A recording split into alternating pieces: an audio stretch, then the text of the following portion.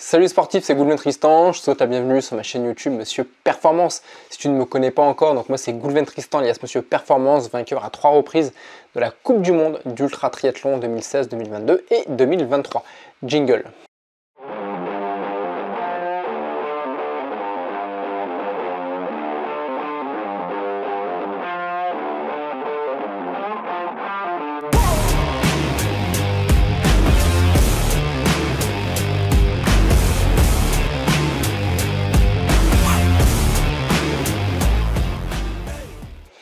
À quel âge commencer l'ultra endurance? Voilà une question qui revient souvent lors des différents échanges que je peux avoir avec des athlètes un peu plus jeunes que moi et un peu plus novices que moi. Avant d'aller plus loin dans le sujet, si ce n'est pas encore fait, je t'invite à t'abonner à ma chaîne YouTube, activer la petite cloche pour ne rien rater de toutes les nouvelles vidéos et surtout de commenter cette vidéo, voilà, si tu souhaites échanger, interagir avec moi-même, et aussi à me rejoindre sur mon compte Instagram si tu souhaites suivre mes prouesses, mes péripéties dans le sport. Au moment où sortira cette vidéo, je serai en pleine compétition sportive au plus grand triathlon au monde, un x30 Ironman, 114 km de nage, 5400 km de vélo et 1266 km de course à pied, c'est-à-dire 30 marathons d'affilée. Donc j'aurai l'occasion de faire de nombreuses stories. Donc pour ne pas les louper, viens me rejoindre sur mon compte Instagram. Donc à quel âge commencer l'ultra triathlon? Voilà un sujet qui revient souvent. Alors c'est pas forcément quelque chose qu'on va programmer. En tout cas moi, si je dois en revenir à ma propre expérience personnelle, malgré que j'ai sauté pas mal d'étapes, ça s'est fait quand même dans une chronologie, on va dire, normale. Voilà, moi j'ai commencé avec des sports collectifs, ensuite des sports de combat, et ensuite l'endurance. J'ai commencé à côtoyer ce milieu-là avec le trail. Donc des trails, le premier trail que j'ai fait, c'est le trail des Templiers, à côté de Millau, trail de 68 km. Donc ça, j'ai commencé directement par un 68 km sans pour autant avoir déjà fait un marathon en compétition. Voilà, la distance marathon est venue, je crois, une ou deux ans après. Ensuite, j'ai rapidement voulu voir plus grand parce que voilà, j'avais déjà appris à me connaître dans le sport. J'avais identifié que j'avais faim de distance, faim de voir tout ce qui pouvait se faire, en tout cas dans le milieu du trail, de l'ultra trail. Donc rapidement, à force d'échanger avec d'autres athlètes, j'ai eu connaissance de la CCC, de l'UTMB. Donc ça, c'est ce que j'ai rapidement fait les années précédentes, la CCC 98 km, l'UTMB 170 km, ensuite j'ai fait le Tour des Géants, 330 km, 24 000 mètres de dénivelé positif, donc 2 fois les distances de l'UTMB, et après j'ai dévié sur l'ultra triathlon. Mais pour en revenir justement à mes débuts dans le domaine de l'endurance, j'ai commencé à peu près à 25-26 ans. 25-26 ans, c'est là où j'ai commencé à avoir eu vent justement du trail, de l'ultra trail. Alors c'était en 2007 à peu près, 2007, 2008. Donc on était au début, on va dire entre guillemets, de la démocratisation du trail, de l'ultra trail, même si ça existait déjà depuis bien avant, mais voilà, Internet est arrivé à peu près à la même période, même si ça faisait quelques années, mais voilà, ça se démocratisait de plus en plus. C'était pas encore forcément le phénomène qu'on peut connaître, qu'on a pu connaître dans les années 2015-2020, et actuellement où aujourd'hui tout le monde, en tout cas un maximum de personnes, côtoient le trail, l'endurance, voilà, de plus en plus de personnes se mettent à courir, et c'est génial. Voilà, les réseaux sociaux, les médias, tout ça, ils seront pour beaucoup. Mais encore une fois, c'est des choses qui doivent se faire de manière naturelle. Pour pouvoir faire justement de l'endurance ou de l'endurance extrême, voilà, comme l'ultra trail ou l'ultra triathlon, il faut apprendre à se connaître. Mais c'est vrai qu'on n'apprend pas forcément à se connaître en un claquement de doigts. En quelques années, il faut avoir participé à de nombreuses courses. Alors ce qui est bien dans le sport, comme dans la vie en règle générale, c'est qu'il n'y a pas de vérité. Voilà, il ne faut pas non plus chercher des vérités quand on pose des questions. Voilà, ce qui est très important, c'est d'apprendre à se connaître. La propre vérité, c'est vous qui l'aurez justement à travers votre état d'esprit, votre philosophie de vie, votre physionomie, voilà, à travers toutes ces choses-là.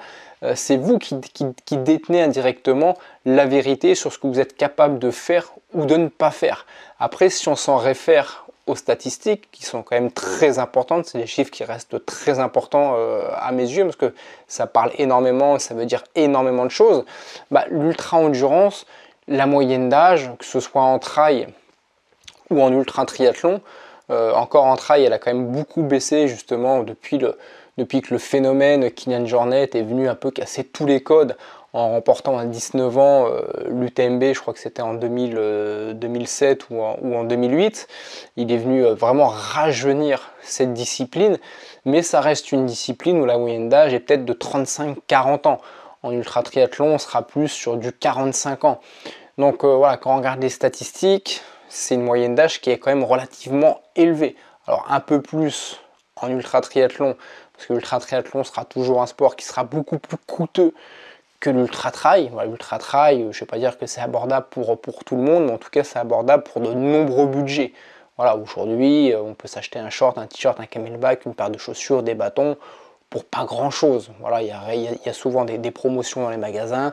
On n'est pas forcément obligé de s'équiper full Salomon pour pouvoir réussir à performer ou à être finisher. Voilà, si je prends l'enseigne de sport la plus connue, Decathlon, pour 150-200 euros, on peut déjà bien s'équiper pour participer à un premier trail. Donc ça reste quand même des budgets qui sont relativement abordables. Mais ce qu'il va falloir, c'est apprendre, à vous connaître. Et généralement, quand on commence la course à pied, et ce qui est normal, on ne va pas commencer par un 100 km. Alors ça peut arriver, hein, ça peut arriver. Si je prends mon exemple à moi, alors j'avais déjà un vécu dans le sport, dans la course à pied, j'avais 30 ans, mais le premier triathlon que j'ai fait, ça a été directement un Ironman. Voilà, j'avais strictement aucune expérience dans le triathlon, encore moins niveau cyclisme et niveau natation. Voilà, je faisais que courir, parce que j'avais couru des semi-marathons, j'avais couru des trails, j'avais couru peut-être 1 ou 2 marathons, et je me suis dit, tiens, l'Ironman c'est quelque chose qui me fait rêver, je vais commencer directement par cette épreuve-là. Parce que tout simplement, j'ai appris à me connaître, je m'en sentais capable, même si je sais que, en étant honnête avec moi, j'avais très peu de chances de réussir, mais encore une fois, je voulais voir ce que j'étais capable de faire. Je voulais pas que ce soit la société qui me dise non, Goulven, tu n'es pas capable de faire un Ironman parce que tu n'as jamais fait de triathlon, parce que tu t'entraînes pas suffisamment, parce que tu fais pas de vélo, parce que tu as un niveau qui est très faible en natation. Non, je voulais voir de moi-même ce qu'il était possible de faire et je le sentais bien. Voilà, j'ai aussi été avec une part d'instinct en me disant bon, on va y aller. Voilà, je vais y aller, je vais brûler quelques étapes. J'avais conscience de brûler quelques étapes, et plus vous allez brûler des étapes, plus vous allez avoir une boule au ventre qui sera pas forcément simple à contenir. Voilà, ça a été très très compliqué entre l'inscription et tout le mécanisme ensuite qui s'est mis en place, de se dire il va falloir que je m'équipe pour l'Ironman, il va falloir que je me rende sur place le jour de la compétition, que je retire mon dossard, que j'assume tout l'écosystème de l'Ironman, quand vous savez que vous êtes un imposteur, parce que vous n'avez jamais fait de triathlon, parce que le triathlon c'est pas votre sport, mais à l'instinct j'y étais parce que je le sentais bien. Et j'ai eu raison, puisque j'ai terminé cet Ironman, et si j'avais écouté la société, la moralité de cette histoire, c'est que cette même société qui me disait il faut 6 mois, 1 an pour préparer un Ironman, il faut une solide expérience en triathlon, cette même société m'aurait privé 5 ans plus tard de mon premier titre mondial en ultra triathlon. Donc au final, j'ai bien fait de brûler les étapes, parce qu'encore une fois, j'ai appris à me connaître, et j'avais quand même une petite expérience, on va dire, dans l'endurance. J'avais appris à me connaître, donc voilà, ça m'a aussi servi tout ça. Après, toi, peut-être qui regarde cette vidéo, qui a peut-être, je sais pas, moi, 20 ans, 22 ans, qui n'a jamais fait encore d'ultra distance, Encore une fois, moi ce que je conseille, c'est de commencer tout simplement course à pied. Si c'est dans le domaine du trail ou de l'ultra-trail, commencer par des 10 km, des semi-marathons, des marathons, faire un premier trail de 30, 50 km et après voir de quelle manière tu vas digérer cette épreuve, cette compétition et voir plus grand par la suite. Voilà, encore une fois, le risque de vouloir commencer dès le début trop grand, c'est déjà d'être échec, de devoir abandonner. Et la question, c'est si demain tu es contraint d'abandonner, de quelle manière tu vas digérer cet abandon. Moi, personnellement, l'abandon, l'échec, je ne vais pas dire que j'en ai l'habitude, j'ai plus de victoires, plus de réussites que d'échecs, mais des échecs, je pourrais te faire une vidéo complète sur tous les échecs.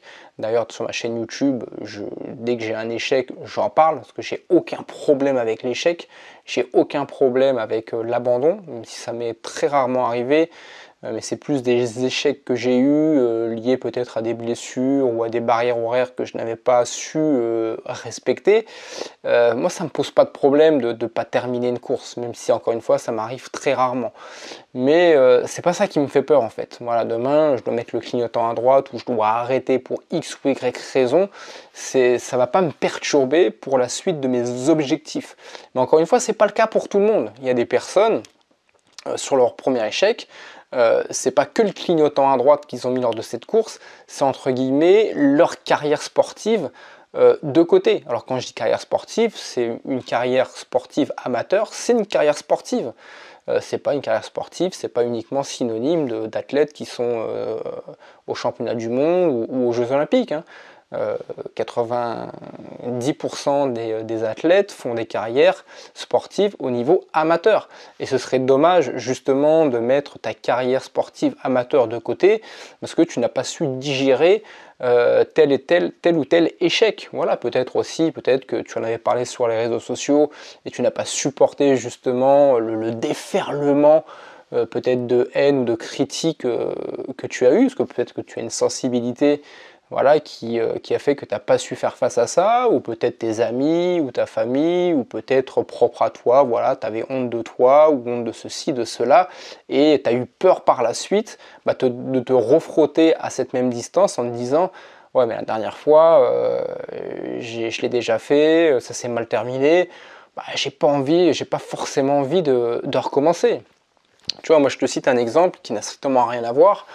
Mais il y a quelques années de ça, quand j'habitais à Toulouse, j'avais une lampe dans ma cuisine qui était HS. Donc ça venait pas de l'ampoule, ça venait d'un fil et compagnie. Donc au final, j'ai souhaité changer tout le système. Donc j'étais racheté un lampadaire, ceci, cela. Et au moment de tout brancher, j'étais sûr de moi. Alors sûr de moi, et je mets les doigts dedans, et là je me prends une châtaigne. Mais je m'y attendais pas du tout et je me rappelle après, mais j'osais même pas, ça m'a tellement fait mal et j'ai eu tellement peur et je m'y attendais tellement pas que j'avais peur en fait de retoucher justement ce lampadaire parce que je comprenais pas d'où venait l'erreur et ça m'avait fait tellement mal que j'ai eu du mal justement à me rapprocher de ce petit lampadaire pour pouvoir le changer et trouver un peu l'erreur que j'avais faite. Et au final, bon, après quelques minutes, j'ai réussi à voir mon erreur, tout ça, à rectifier mon erreur, ça a fonctionné, mais ça a été compliqué parce que cette décharge électrique m'a fait super mal et m'a surprise. Et souvent, c'est le cas. Voilà, c'est le cas sur des athlètes qui s'inscrivent à des compétitions, peut-être qu'ils s'y attendent pas, ou ça leur fait tellement mal cet échec qu'ils n'osent pas remettre les mains dedans, et qu'ils veulent passer à autre chose. Oh, ok, c'est bon, c'était trop dur pour moi. Si c'est pour se payer des critiques derrière, c'est pas la peine. Donc c'est pour ça, c'est très important en fait d'apprendre à se connaître, pour justement vivre ton expérience le plus longtemps possible. Voilà, c'est très important. Et encore une fois, si on s'en réfère aux statistiques, comme je te le disais, le trail, l'ultra triathlon, l'ultra trail, ultra triathlon ou trail Ironman, je te dis la moyenne d'âge c'est 30-35 ans ou 35-40 ans. Donc ça veut dire aussi quelque chose, c'est qu'il faut justement avoir une certaine expérience avant de s'y frotter, se faire ses armes, gagner en confiance, gagner en expérience, à travers des semi-marathons, des marathons ou des triathlons S, M, des Alpha Ironman, peut-être avant de se frotter sur un Ironman. Mais à contrario, comme je te le disais au début de cette vidéo, ce qui est génial, c'est qu'il n'y a pas de vérité. Donc si dès tes 18 ans, tu souhaites t'inscrire à un Ironman ou un ultra triathlon, bah why not? Bah vas-y. Si tu es sûr de toi, que tu as coché toutes les cases que je viens de te dire, c'est-à-dire que tu as suffisamment confiance en toi, que tu n'as pas peur de l'échec, que tu es suffisamment passionné par la discipline, par le format, par l'événement, que tu es prêt à te prendre une claque, ou à contrario, que tu estimes que justement le fait de réussir, ça va te propulser peut-être à un niveau supérieur, ça va te donner une confiance que tu n'avais peut-être jusque-là pas encore en toi, bah vas-y, parce que moi en tout cas, comme je le dis souvent, quand j'ai été finisher de l'Ironman de Nice en 2011, alors que j'avais 30 ans et que j'avais jamais fait de triathlon, moi en fait, quand j'ai franchi la ligne d'arrivée, enfin les jours qui ont suivi, j'ai eu l'impression de me laver, quoi, de me laver de plein de choses, et en fait, pour la suite, ça m'a permis d'y voir beaucoup plus clair. À ce jour, mon plus beau souvenir que j'ai dans le sport, c'est quand je franchis la ligne d'arrivée de l'Ironman de Nice en 2011. C'est même pas mes trois titres mondiaux en ultra triathlon, 2016, 2022 ou 2023, ou le fait d'avoir validé au moment où je te parle 161 distances Ironman, c'est vraiment ce tout premier. Parce que je pars tellement de loin, comme je le dis souvent, c'est que j'ai même pas eu la chance de partir de zéro. Je pars de -3, de -4, de -5. Je pars de très très loin. Personne ne croyait en moi. Et le fait d'être finisher, j'ai fait waouh, mais c'est un truc de magique. En fait, je me suis aperçu que la société m'avait menti, que les gens pouvaient être d'une négativité ambiante à te plomber un objectif. Et j'étais tellement fier d'avoir écouté. De m'avoir écouté, quoi, tout simplement, d'avoir écouté un peu l'expérience que j'avais, l'intuition que j'avais, que ça m'a permis par la suite de me libérer d'un poids et de ne plus avoir peur justement de passer à l'action et de faire de belles choses. Donc c'est pour ça, c'est important d'apprendre à te connaître. Si je devais vraiment te donner un conseil, je te dirais ne saute pas, apprends à te connaître. Prends le temps d'avancer, il y a le temps, voilà. Analyse si tu souhaites faire justement du trail, de l'ultra-trail, triathlon, ultra-triathlon, à quel niveau amateur, niveau professionnel. C'est sûr que si tu souhaites en faire ton métier, il faudra que tu accélères un petit peu. Alors sûrement que si tu regardes cette vidéo, tu en fais déjà depuis de nombreuses années, mais il ne faudra pas avoir peur justement de sauter les étapes, de prendre tes responsabilités. Si tu souhaites vraiment faire ça, à pratiquer ces disciplines-là en mode loisir, en mode amateur et compagnie, tu as le temps, voilà, prends ton temps de te découvrir, prends ton temps de découvrir les différents formats, prends le temps de kiffer. Sache que si tu me suis sur ma chaîne YouTube, sache que l'être humain n'est pas fait en sucre. Donc des courses, tu peux en renouveler, tu peux en faire plusieurs sur une même année. Voilà, si tu souhaites faire 5 Ironman par an, c'est largement possible. Ou si tu souhaites faire 5 semi-marathons, 5 marathons.